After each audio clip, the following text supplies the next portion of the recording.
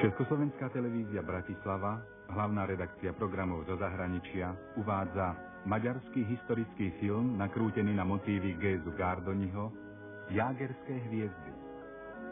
Časť 2. No poďte, Mikuláš.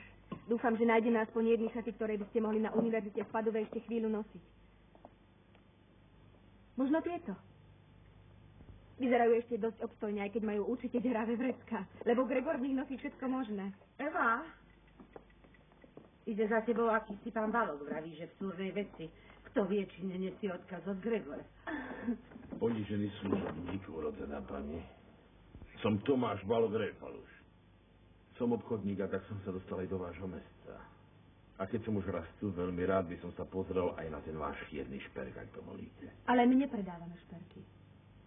Majster Zlatník býva v susednom dome. Nehľadám zlatníka, pani. Chýr o slávnom tureckom prstení Gregora Bornemisu sa dostal až k nám. Rád by som ho videl.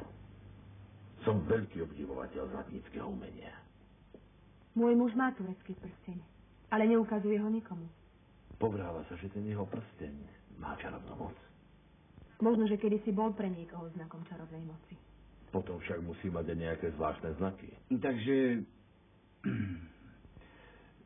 my s Janičkom pôjdeme zatiaľ trochu von.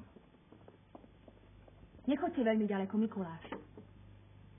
Nemohol by som si ten prsteň aspoň na chvíľu pozrieť? Veľmi vďačne, pán Balog, ale to sa nedá.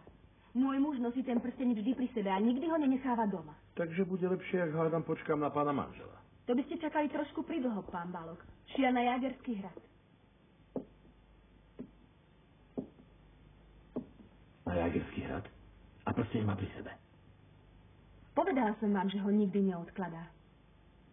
Dovidenia, pán Balog. Kláňam sa, ordená pani.